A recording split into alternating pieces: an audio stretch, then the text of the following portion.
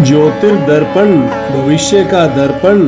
नमस्कार, मैं हूं अजय शर्मा ज्योतिर्दर्पण से। एक सवाल जो हर यंग आदमी पूछता है या एलिजिबल बैचलर पूछता है, मेरी शादी लव मैरिज होगी या अरेंज मैरिज होगी? क्या कुंडली में पता चल सकता है कि मैरिज कैसे होगी? तो मैं एस्ट्रोलॉजर हूं और मेरा जवाब यही है कि हाँ, पता चल सकता है। यही नहीं पता चल सकता कि शादी कैसी होगी, ये भी पता चल सकता है कि शादी क्या रास्ता क्या होगा, लव मैरिज होगी, अरेंज मैरिज होगी, लव अरेंज में कन्वर्ट होगी, ये जो भी तरीके से मैरिज होगी मालूम पता चल सकता है। और ये भी मालूम पड़ सकता है कि आपका जो है फोर्सिबल मैरिज भी हो सकती है। अगर समाज का इतना प्रेशर पड़ रहा है तो आपको फोर्सिबली भी मैरिज करनी पड़ेगी अगेंस्ट योर विशेस, ऐसा भी मालूम पड़ जाता है। आज हम इसको एस्ट्रोलॉजिकली पूरा एनालाइज करेंगे और समझेंगे, तो बने रहे मेरे साथ। सबसे पहले हम देखते हैं कि कुंडली में वो कौन से घर या ग्रह हैं जिनको देखना होता है लव मैरिज के लिए। तो सबसे पहले देखते हैं हम पांचवा घर। पांचवा घर जो है ये प्यार का होता है, रोमांस का होता है, एंटरटेनमेंट का होता है, लव अफेयर्स का होता है, अपने फ्रेंड्स का होता है, और ऑल्सो आपके पुराने जन्म के कर्मों का फल भुगतने का भी पांचवा घर होता है। आपके घर की खुशियों का भी, इंजॉयमेंट का भी पांचवा घर होता है। और फिर सातवां घर मैरिज का होता है, ये तो सबको ही मालूम है। और ये सातवां घर जो है आपके स्पाउस के बारे में भी बताता है। और दूसरा घर जो है ये आपके संस्कार, आपकी वेल्थ, आपकी फैमिली, जिसके साथ आप पले बढ़े हो, वो उनके बारे में बताता है। और 11वां घर जो है, जो दुनिया जो आपको देखती, दुनिया में जो आप चमकते हो, जो आपके कॉन्टैक्ट्स हैं, आपके फ्रेंड्स हैं, आपके नेटवर्किंग है, आपके रिलेशनशिप्स हैं, इन सब के बारे में 11वें घर से देखा जाता है। तो इन घरों का आपस में संबंध जब पैदा होता है तो उससे हमें शादी की सही नेचर मालूम पड़ती है कि शादी किस प्रकार की हो सकती है। लव मैरिज कैसे देखते हैं? तो लव मैरिज के कुछ बड़े सिंपल इंडिकेटर्स हैं, बाकी तो बहुत कुछ होता है, पर मैं सिंपल आपको समझाऊंगा कि पांचवा घर और सातवां घर जो है इनका कनेक्शन हो जाए तो ये लव मैरिज में कन्वर्ट होने के चांसेस हो जाते हैं। साथ में शुक्र भी आगे जुड़ जाए तो और संबंध पक्का हो जाता है। तो पांचवा घर जब पांचवें घर का मालिक सातवें घर में हो या सातवें घर का मालिक पांचवें में हो और शुक्र से इनका संबंध बन रहा हो तो समझ लो कि ये लव मैरिज के बहुत बढ़िया इंडिकेटर्स हैं। अब अरेंज मैरिज कैसे देख सकते हैं? तो अरेंज मैरिज के लिए फैमिली हाउसेस स्ट्रांग होते हैं, यानी दूसरा घर और उसके ऊपर गुरु का इन्फ्लुएंस, सातवें घर के ऊपर और शनि का भी साथ में जो है जुड़ जाना। तो इसके एग्जाम्पल समझ लीजिए कि सातवां घर जब दूसरे घर से जुड़ता है, सातवें घर का मालिक, और उसमें जुपिटर का जब एस्पेक्ट आ जाता है, स्ट्रॉन्ग सैटर्न का इन्फ्लुएंस हो जाता है, तो ये समझ लीजिए कि फैमिली इसमें एक्टिवली इन्वॉल्व हो गई डिसीजन मेकिंग में आपके पार्टनर के लिए। एकदम कहीं जाइएगा नहीं, स्वाइप मत करिए, क्योंकि आगे बहुत इंटरेस्टिंग इन्फॉर्मेशन आने वाली है। पहले आप मेरे को सब्सक्राइब कर दो, लाइक कर दो, नोटिफिकेशन बेल आइकन को ऑन कर दो, क्योंकि ये तो कार्यक्रम चल ही रहा है, पर आगे मैं आपको बताने वाला हूँ कि मेरे आईपीएल के डेली प्रेडिक्शंस आने वाले हैं इसी चैनल में। तो सब्सक्राइबर को ही वो मौका मिलेगा देखने का। और आगे जो मैं बताने वाला हूँ वो ये है कि सक्सेसफुल लव मैरिज कैसे होती है और अनसक्सेसफुल लव मैरिज कैसे होती है, इनके कॉम्बिनेशन कुंडलियों के साथ समझाऊंगा, तो बने रहे।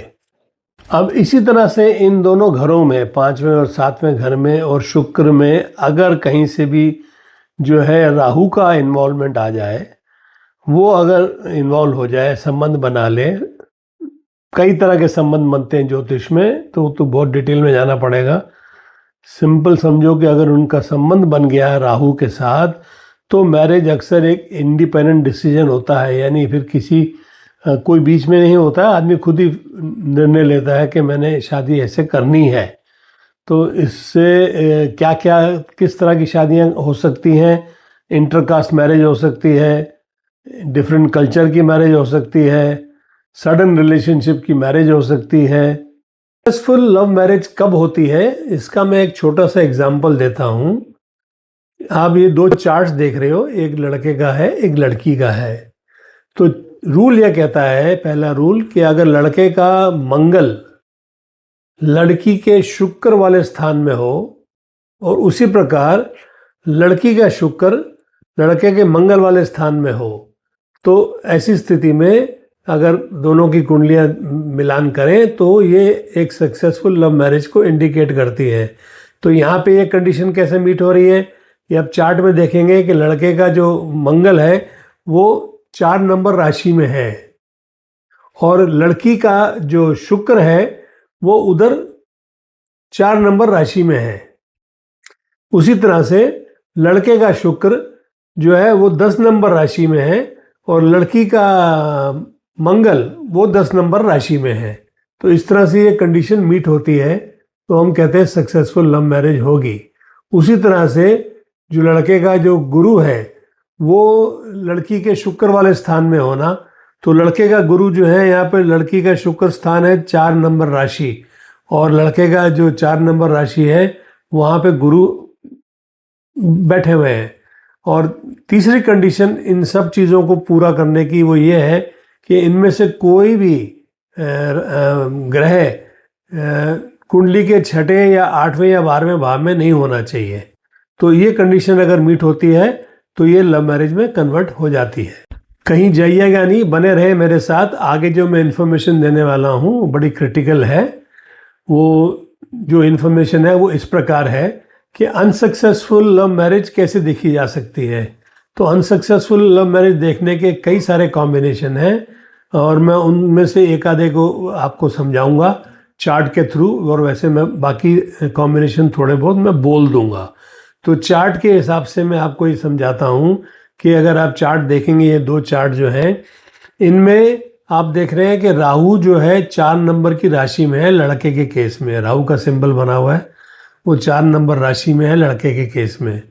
और लड़की के केस में जो 4 नंबर का राशि है वहाँ पे शुक्र है, ठीक है। और इसका मतलब जो है राहु शुक्र को दूषित कर रहा है, दोनों कुंडलियों को अगर मिलाए तो। दूसरा, अब लड़की का जो राहु है वो लड़के के जो शुक्र वाले घर हैं, जो शुक्र का जो लड़के का घर है वो है 10वीं राशि, और लड़की के कुंडली में अगर आप देखेंगे तो 10वीं राशि में राहु है।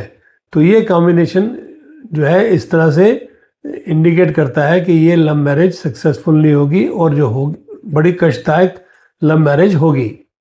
ऐसे ही एक और कंडीशन देख लेते हैं कि जो लड़के का जो शुक्र है वो लड़की के शनि वाले स्थान में हो। मान लीजिए लड़के का शुक्र जो है अभी 10 राशि में है और लड़की का जो शनि है वो 10वीं राशि में है, ओके। तो लड़के के कुंडली में शनि जो है 10वीं राशि में आके विराजमान है।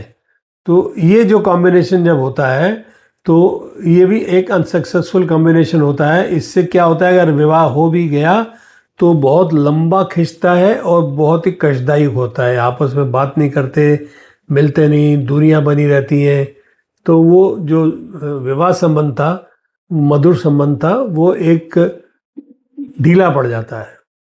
इसी प्रकार से एक और कॉम्बिनेशन है कि लड़के का शुक्र लड़की के राहु वाले स्थान में हो और तो विवाह संबंध जो है लड़की का इसलिए ख़राब हो जाता है कि लड़का बहुत ही सेक्सुअली सुपरचार्ज है और वो गलत तरीके से हरकतें करता है, तो जो लड़की को शायद पसंद ना आए तो उसकी वजह से भी संबंध जो है इनके बिगड़ने के चांसेस हो जाते हैं।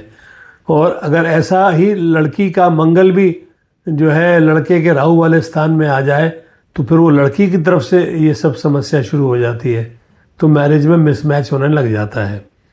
एक और कॉम्बिनेशन है कि लड़के का शुक्र यदि लड़की के सूर्य वाले स्थान में बैठा हो तो सेपरेशन या डाइवोर्स होने का चांस हो जाता है।